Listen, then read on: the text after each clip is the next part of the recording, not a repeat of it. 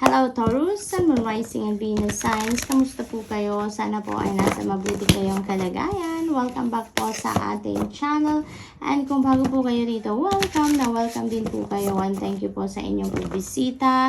I truly appreciate it. God bless you all. Taurus, tignan po natin ang mga mensahe ninyo for October. Number 23, Eagle Spirit. The Spirit has your back. Ayan. So, this is an assurance sa inyo, Taurus, na wala kayong dapat ipag-alala. You have nothing to fear. You have nothing to worry about because Spirit has your back. Sa kahit ano man ang gagawin ninyo, sa kahit ano man ang plano ninyo sa buhay, lagi kayong suportado ng Panginoon. Okay? Lagi kayong may backup, kumbaga, in God. So, we have number 13, Cat Spirit, claim your independence. Ayan. Huwag na ninyong hayaan na ipagpatuloy ng ibang tao ang pagpapatakbo ng buhay ninyo, no? Kasi parang ang iba sa inyo dito, you allowed other people to run your life, you allowed other people to dictate you, kaya tuloy yung parang wala na kayong kapangyarihan over yourself, no? Nakadepende na lang kayo sa iba kasi kahit ano naman ang gawin ninyo, isipin ninyo, o kung ano magiging desisyon ninyo, maaring lagi pa rin namang ang nasusunod ay yung ibang tao, no? Maaring pinipilit pa rin ng ibang tao na kung anong gusto nila, yun ang gawin mo. Kaya tuloy, nagiging dependent ka na lang din sa kanila, no? Umaasa ka na lang din sa kanila na kung anong desisyon nila, yun ang gagawin mo na lang. So, maaring ganon. And here, you know, parang ginigising kayo ng mensaheng ito na now is the time, Taurus, to claim your independence. Okay?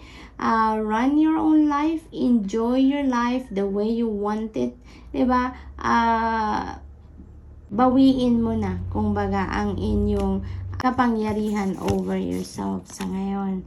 So, we have number 30, take a leap of faith, Grasshopper Spirit. Napakaganda nito. No? Ang tagal ko na ginagamit ng card deck na to, Spirit Animal deck. Pero ngayon ko lang ito nakita sa reading. First time ko itong nakita sa reading. And this past few weeks, no, lagi at lagi akong nakakakita ng grasshopper dito sa may bintana ko. Kaya nakakatuwa, no, there is also a message for me here, no, kasi kahit saan nakikita ko yung grasshopper, and this is the first time na nakita ko din, no, yung card na to. So, Grasshopper Spirit, take a leap of faith. Ang iba sa inyo dito is definitely going to start fresh, no? Is going to enter a new phase in your life. Maaring ito na yon ang gagawin ninyo, Taurus, no? Na magsisimula kayo ng bagong buhay dito, no? At with your independence na. Kumbaga, you're going to reclaim your personal power na ngayon. Kaya naman, malaya na kayong magsimula ng bagong buhay ninyo na kayo ang masusunod, na kayo yung director ng sarili ninyong movie, kumbaga, no? Na wala nang magsasabi sa inyong what you're going to do, no? Where you're going, mga ganon, no? Kaya, maglalakas loob na kayo dito. It's because, you know, Taurus, Spirit has your back. You know that suportado ka, ginagabayan ka, pinoprotektahan ka, at ginagwardyahan ka ng Panginoon.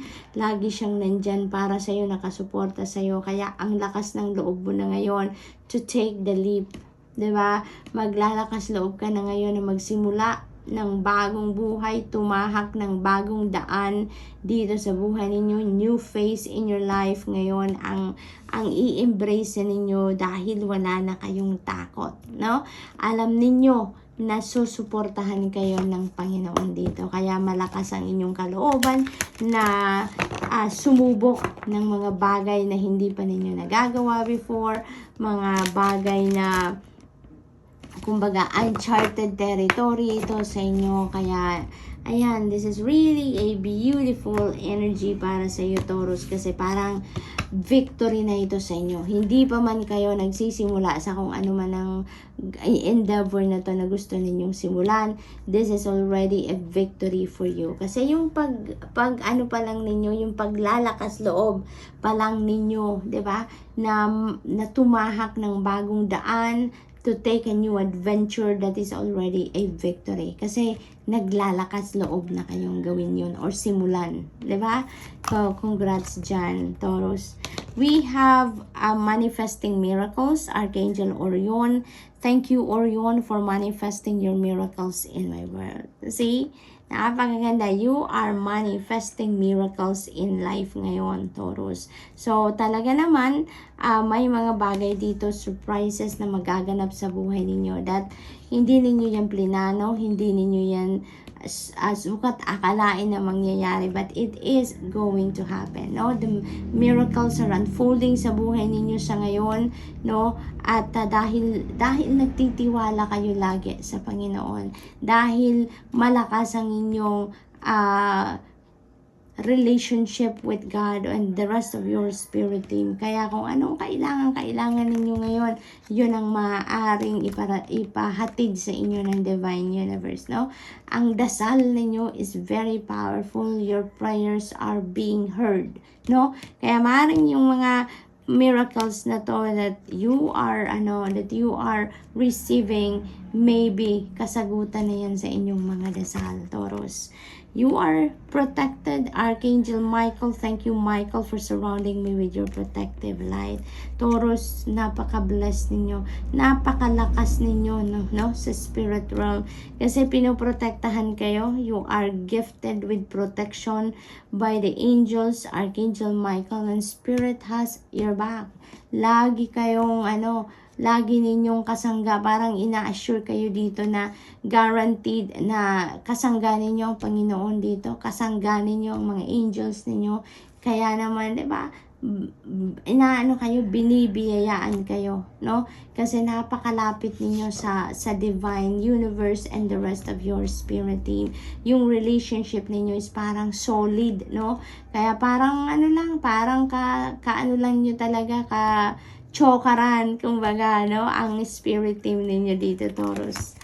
We have move your body, and thank you, angels, for motivating me to move my body and energy. And so this is a calling for you, no, Taurus, to move your body. Maaring ang iba sa inyo lately hindi nakakapag-exercise, maaring walang activity outdoors, maaring hindi kayo nakakapag physical activity, kumbaga, for some reason, kaya ngayon, you are being reminded here again to move your body, okay?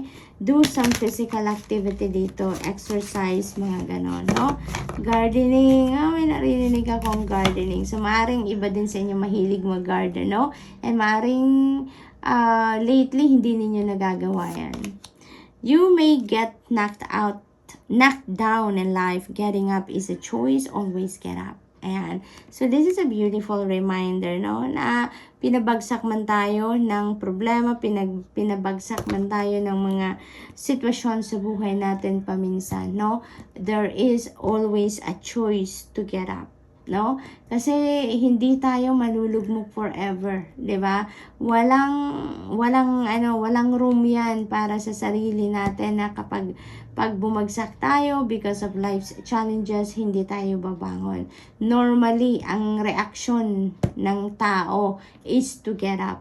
'Di ba? We always choose to get up. Ganon tayo, lalo-lalo ng mga Pilipino, 'di ba? Very resilient tayo, no? Hindi na tayo hindi tayo pinapabagsak ng kahit anumang problema, 'di ba? We always choose to get up, anuman ang kalagayan natin sa buhay, anuman ang estado natin sa buhay. The reaction is always to get up, no? At ipagpatuloy natin 'yan. Ipagpatuloy natin 'yan, Taurus. Always be hopeful and always have faith in your heart na kahit anuman ang mangyari sa buhay natin, we should always choose to get up, no? Kasi laging may pag-asa, 'di ba? Ang buhay, laging may pag-asa. Habang buhay tayo, there is always hope, 'di ba? Kaya yun ang ano natin, yun ang pangatawan na natin. So, let music lift you up and fill your heart with joy. Ayan. So, maaring ang iba sa inyo dito, Taurus, music has been a significant part of you in the past or sa buong buhay ninyo. Pero lately siguro, maaring may disconnect kayo with the music. Kasi for some reason, maaring hindi na kayo nakakapakinig ng musika because siguro marami kayong ginagawa, marami kayong inaasikaso lagi, and your mind is always working. Kaya hindi na kayo nakakapakinig ng music, no? And this is an invitation for you. Now, once again, Taurus, listen to music and let music lift you up. Para ma-inspire kayo uli, para sumaya kayo, 'di ba? Kasi iba yung hatid, yung music, 'di ba? Very therapeutic din. Depende sa music na pinapakinggan natin, 'di ba? But if you are going to choose those soothing, relaxing music, talagang nakakatulong yun sa atin, diba? So, yun ang invitation sa inyo ngayon. Listen to music again so that music can lift you up and punuin muli ang puso mo ng saya, ng kilig, ng mga ganon, So, we also have our lives have seasons, One day, you will look back on this time and realize it happened in order for you to grow. Ayan. Parang yung mga challenges na pinagdadaanan natin sa buhay. Minsan, yung mga challenges na sa buhay natin yan, yung mga difficulties sa buhay natin yan, nangyayari yan for a purpose. Everything naman happens for a purpose.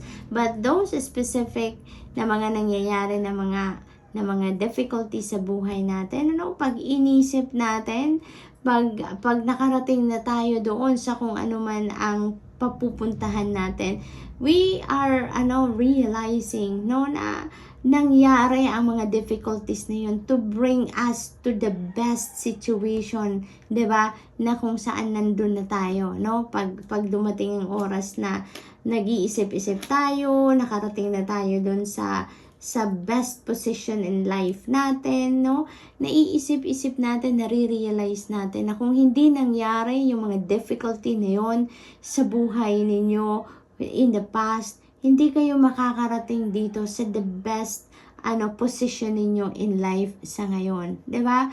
So Taurus, that's all I have for you for the month. I hope nakatulong ang mga mensaheng ito in some way. Thank you for watching. Love and light. Namaste.